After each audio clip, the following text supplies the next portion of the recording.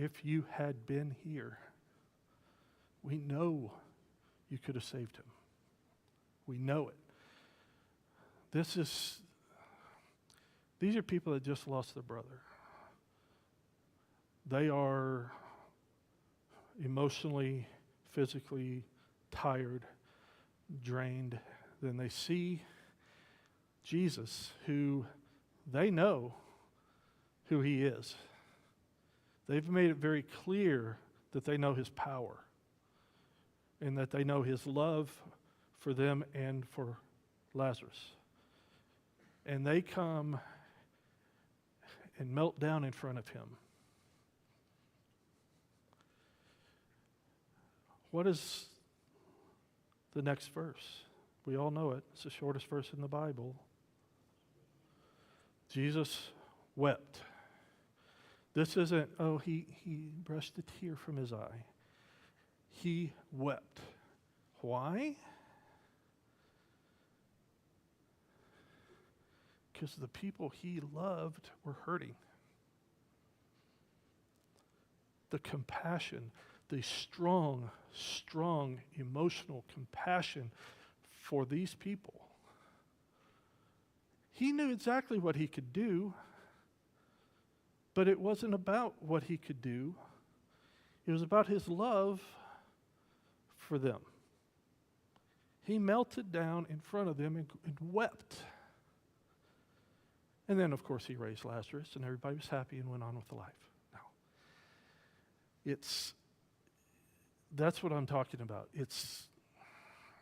That's what I've never really understood until now, is the range and the depth of Jesus Christ's emotions and passions and love. It from total joy, total weeping, total anger, total frustration. It's across the board. I've always put him in this small little, he's controlled, he's contained, he's whatever. Maybe it's because I don't have that range. Maybe I can't see it as well. But the Jesus that is shown, the Son of God, it ranges the whole gamut. So if Jesus is the Son of God and he is a representation, as he said, if you see me, you see the Father. God's compassion and love for us is so great, so unbelievably great. His frustration and his anger toward us not listening and not following him and not trusting in him is equally as strong. And that's what I love about this portion of this book. If you really look at the stories and if you really dive in to what these people were saying and doing, it really starts to make you think. Have any of you said anything that you instantly regretted?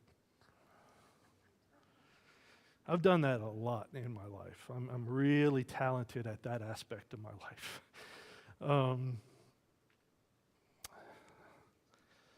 We tend to put a lot of these apostles on these pedestals. The reality is, people, they are no different than us. They did some really stupid things and said some really stupid things. And just didn't get it. I'm going to give you let's turn to Luke 9,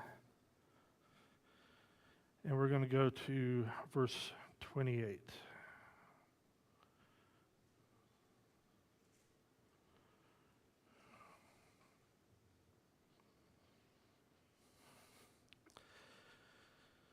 About 8 days later, Jesus took Peter, John, and James up to the mountain to pray. And as he was praying, the appearance of his face was transformed, and his clothes became dazzling white. Suddenly, two men, Moses and Elijah, appeared and began talking with Jesus. They were glorious to see, and they were speaking about his exodus from this world, which was about to be fulfilled in Jerusalem. Peter and the others had fallen asleep. When they woke up, they saw Jesus' glory and the two men standing with him. As Moses and Elijah were starting to leave, Peter, not even knowing what he was saying, blurted out, "Master, it's wonderful for us to be here.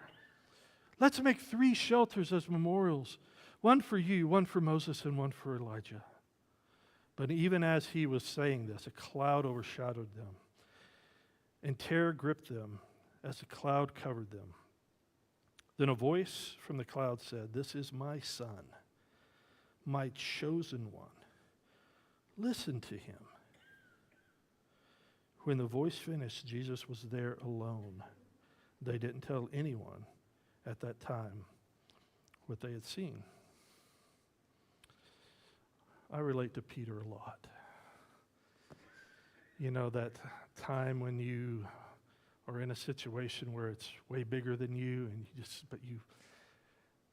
you want to be involved in part of it, and then you blurt out something like, "Oh, it's great for me to be here."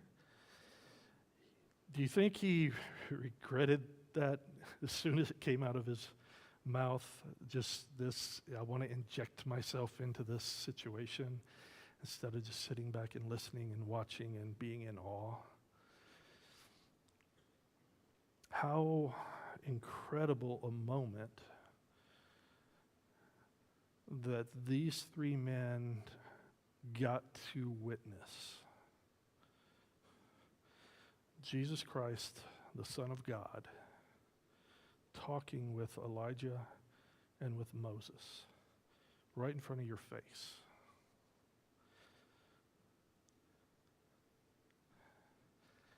And then, just like that, a cloud covers you and you're terrified. And God's voice speaks to you.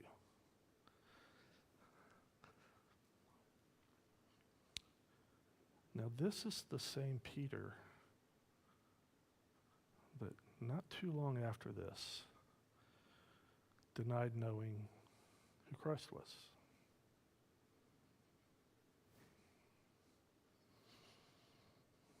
If you saw Jesus, Moses, and Elijah having a conversation in front of you, how could you ever have doubt about who he is? And you heard the voice of God in your own ear as you're terrified on a mountaintop.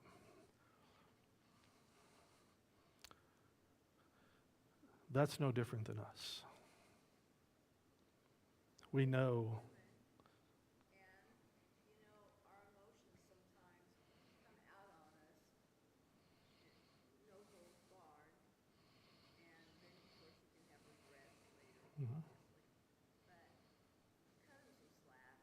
Yeah, well, that's exactly what I was about to say. We're all human.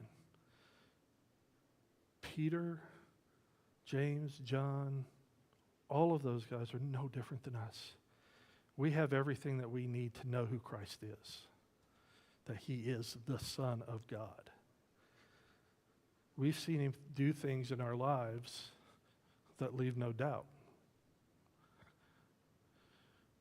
Yet repeatedly, because we are human, because we allow other things, whether it's fear, whether it's circumstance, whatever the case may be, we allow other things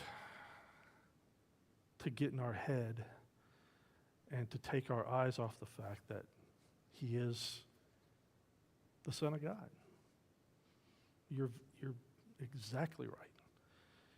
We are human. And I think we need to, or I need to, I should say, I need to understand better when I'm reading these stories that these men and women in the Bible are no different than us. They're human. There's nothing that they have done that we can't do for the glory of God. And so this story, did y'all ever get that worked out, by the way? Okay. So the story, as you read through this, put that in your head that these emotions, these things that they say, the frustrations that they have, the questions that they pose, put yourself in their shoes and see where you've been and what you've done and what you've said and what you haven't done. Because that's the one thing about the movie The Chosen that really kind of jumped out at me is the utter confusion it seemed that the apostles had sometimes, the disciples had. Just, they believed him, they followed him, but they were confused. He said some things that just did not make sense to them. They make a lot more sense to us because we have the whole story than it did to them at the time. So what do you think Jesus hoped to demonstrate to Peter, James, and John on the Mount of Transfiguration? His power, okay.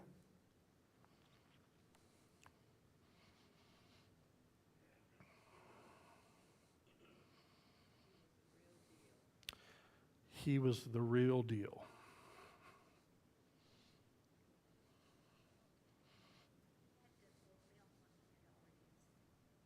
He what? Okay, he had to fulfill what he had already told them. Mm-hmm.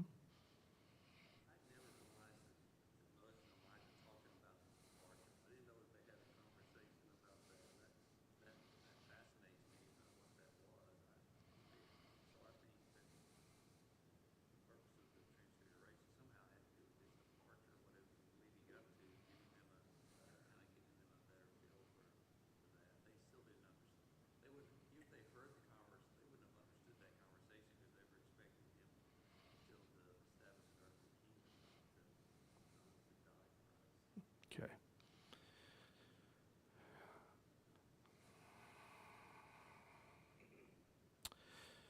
Although Jesus performed many miracles, he did not heal everyone. Why do you suppose Jesus raised Lazarus from the dead, but he didn't raise others? And why did he wait 4 days?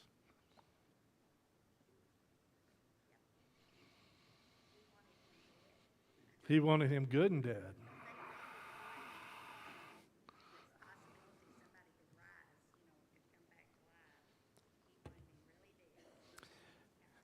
And they said, "Ooh, don't do that. He's already stinky. He's already smelling." When they were talking about opening the door.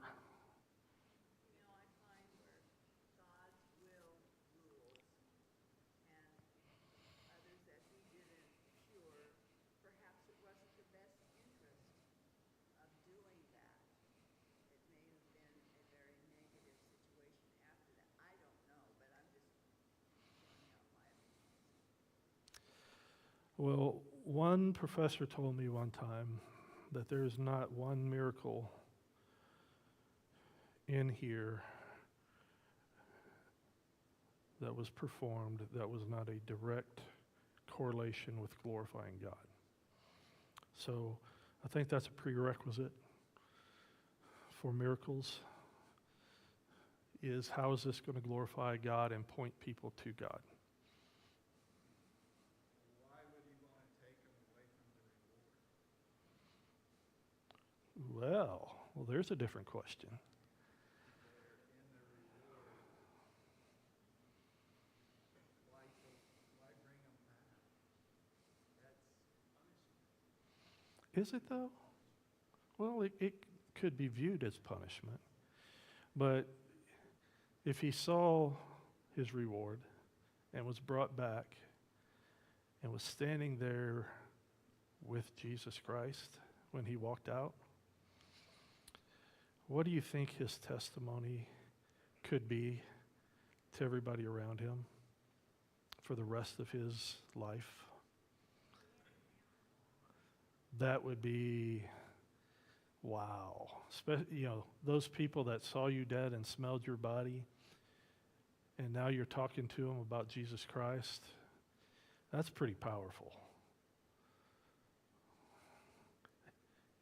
I realize that, but at the same time, how many people have we prayed for that are so sick and so hurting and in such a situation that they will say,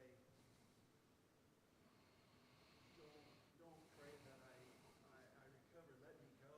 Yeah. And so I keep thinking, with Lazarus' case, it's appointed once for man to die, and then comes judgment. Has he passed that point? And now you bring him back through again?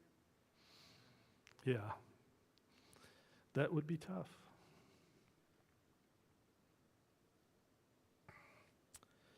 As Jesus entered Jerusalem, what do you believe were the hopes that the people had for him? And what do you think they wanted most, and why?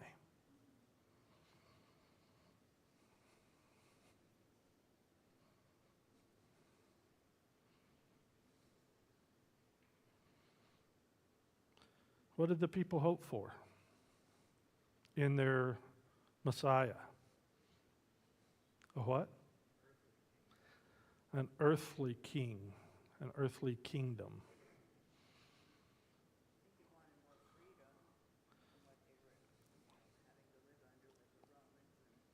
Okay.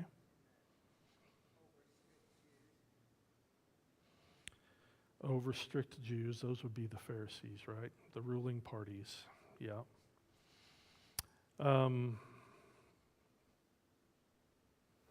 Had they had their own kingdom before?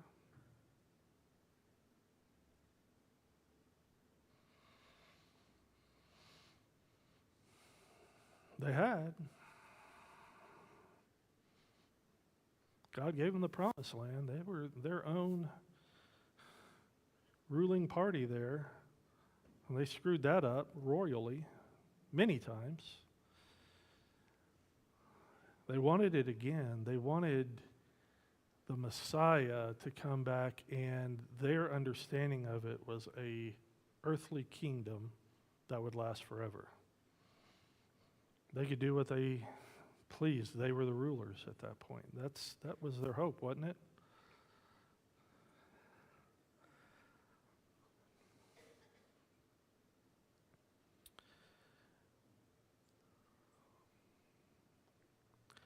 How could the crowds have shifted their attitudes toward Jesus at such a short time?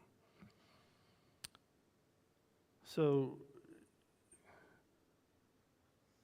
Jesus comes in on a donkey, triumphal entry into Jerusalem. People are shouting what? Hosanna.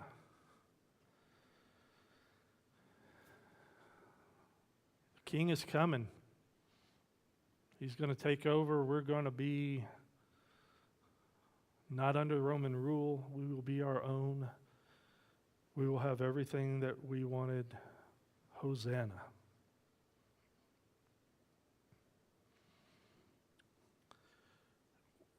What's one of the things that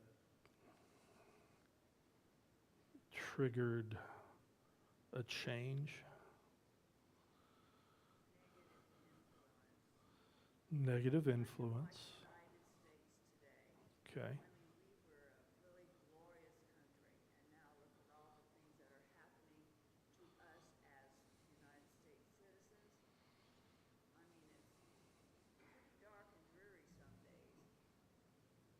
Okay. It's only a few days. So, what are some of the things that happened in Jerusalem that Jesus did and that Jesus said that might have changed some of their minds?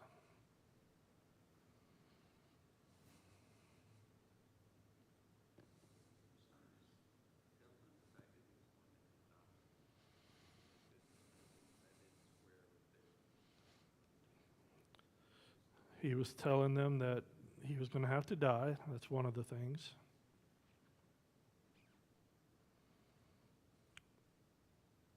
What else?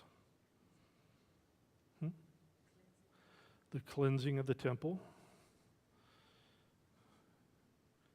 That changed the way that a lot of people saw him. The things that he did in there, the things that he said in there.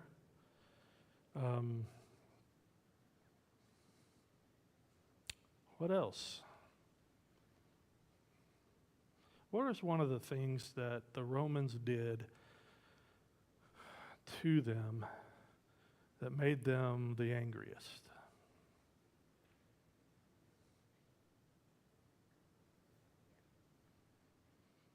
They taxed them a lot.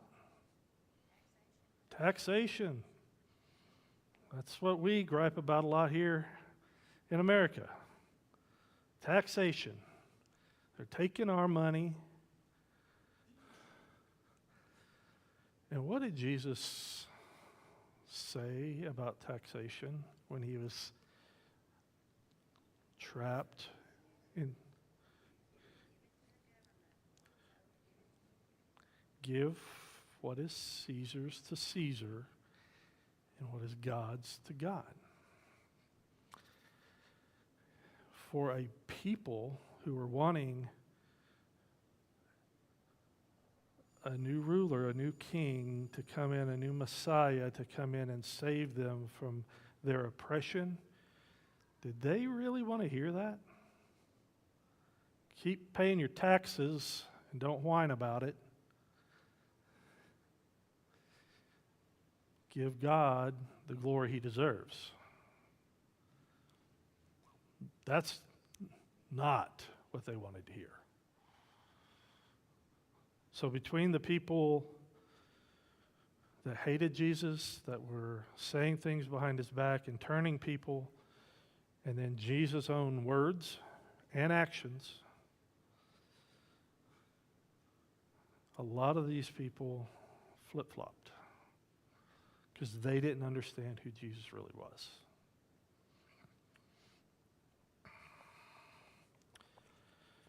We didn't get to see the video, but there's a question here in the commentary that I wanted to read and get your thoughts on. C.S. Lewis commented, "You must make your choice. Either this man was and is the Son of God, or else a madman or something worse. You can shut him up for a fool. You can spit at him and kill him as a demon, or you can fall on his feet and call him Lord and God, or fall at his feet and call him Lord and God. But let us not come to any patronizing nonsense about him being a great human teacher. He has not left that open to us. He did not intend to. How does this chapter of this story substantiate this quote from Lewis? I love the part where it says, but let us not come to any patronizing nonsense about him being a great human teacher. He has not left that open to us. What are your thoughts on that? I mean, is that true?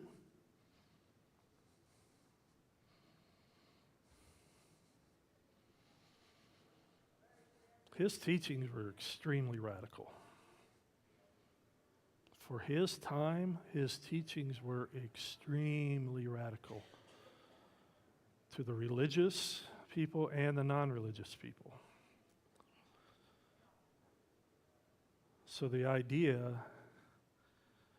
that we can make him into he's just a good guy, is a little out there. He's either God or he's not, or he's crazy.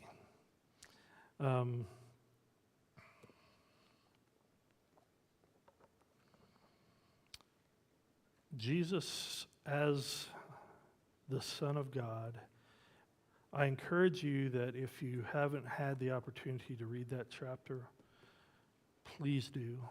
It has got a lot of good information, and there are a lot of good ways of thinking about some of the miracles that he performed, because the reality is Jesus he said this himself, his reason for being here was what?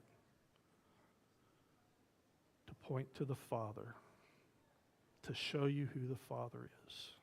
That's his reasoning. That's what he lived his life to do. Point to the Father and tell you who he is. So dive into that a little bit if you get the chance this week. Thank you all.